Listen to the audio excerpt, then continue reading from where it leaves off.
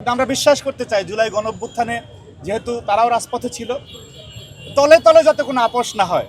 যে তলে তলে আপোষ হলে দেশ তো যাবে রসাতলে। আগামীকালকে 23শে জুন এই নিষিদ্ধ সংগঠন আওয়ামী লীগের ওনারা প্রতিষ্ঠাবার্ষিকী পালন করেন।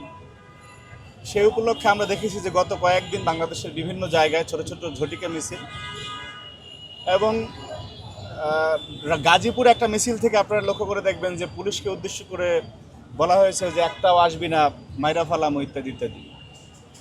এটা একটা অবিশ্বাস্য বিষয় যে বাংলাদেশে মানে এত বর্বরতা চালানোর পরও বাংলাদেশের কোনো শ্রেণী পেশার মানুষ যাদের কাছে নিরাপদ ছিল না। আপনারাও জুলাই যোদ্ধা, আপনারা সহ আমরা, আপনি সাংবাদিক বলেন, শিক্ষক বলেন, বুদ্ধিজীবী বলেন, নাট্য অভিনেতা বলেন, আপনার বড় পর্দার বলেন, যে পেশায় থাকুক না কেন সবাই কিন্তু একটা পর্যায়ে রাস্তায় নেমে এসেছিল।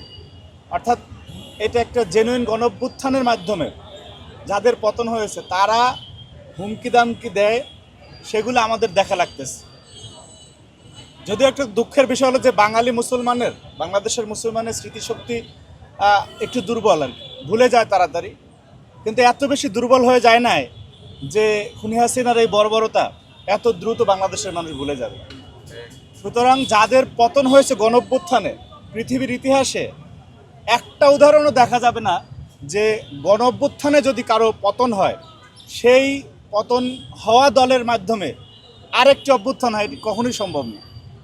মানে এমন না যে তারা দ্বিতীয় তৃতীয় সারির দল ছিল, তাদেরকে মানুষ তাড়িয়ে দিয়েছে, বিষয়টা তা না। তারা ক্ষমতায় থাকা অবস্থায় কোটি কোটি মানুষ রাস্তায় নেমে এসেছে, তারপরে ইতিহাসের একটি ভয়াবহ আর সেট আপ তাদের ছিল আপনার প্রশাসনে, সেটি চূর্ণ বিচূর্ণ করে সাধারণ মানুষের প্রবল ক্ষোভের মুখে যাদের পতন হয়েছে। আবার কি স্লোগান দিচ্ছে, শেখ হাসিনা আসবে, কি বাংলাদেশ আসবে এই ধরনের।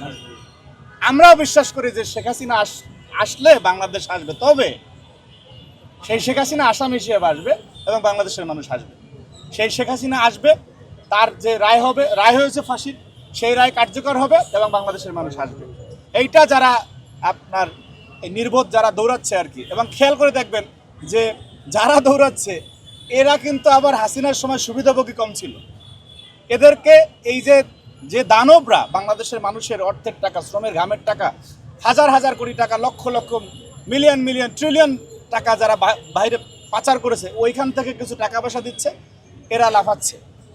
তো ওনাদের প্রতি অনুরোধ থাকবে, কালকে 23শে জুন এই যে চেতনার বাণিজ্য করতে যদি কেউ রাস্তায় নামে, তারা অনিবার্যভাবে বিপদের মধ্যে পড়বে। এবং বাংলাদেশের মানুষ তাদের বর্বরতার কথা ভুলে যায় না। যেটি বললাম যে বাংলাদেশের মানুষের স্মৃতিশক্তি, বাঙালি মুসলমানের একটা প্রচলিত কথা আছে, স্মৃতিশক্তি দুর্বল, কিন্তু এত বেশি দুর্বল হয় নাই যে আমরা শাপলা চত্বরের কথা ভুলে যাব। এত বেশি দুর্বল হয় নাই যে জুলাইয়ে পাখির মতো আমাদের ছোট বোনদেরকে, আমাদের ভাইদেরকে, 78 জন শিশুকে যে হত্যা করা হয়েছে সেই চিত্র আমরা ভুলে যাই নাই। ছাত্রদলের 154 জন, 142 জন নেতাকর্মী যে শাহাদাত বরণ করেছে সেটা আমরা ভুলে যাই না। আমাদের ভাইদের রক্ত, সেই রক্তের যে পবিত্র ঋণ, সেই ঋণ পরিশোধ করার জন্য জাতীয়তাবাদী শক্তি রাস্তা থাকবে।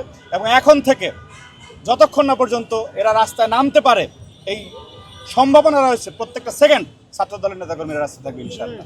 এদেরকে 1 সেকেন্ডের জন্য রাস্তায় কোনো ধরনের অবস্থান নিতে দেওয়া হবে না ইনশাআল্লাহ। একটি সংগঠন যারা আমাদের বিরোধিতা করে বিভিন্ন সময়, তাদের নিয়ে আমাদের একটি শঙ্কা রয়েছে।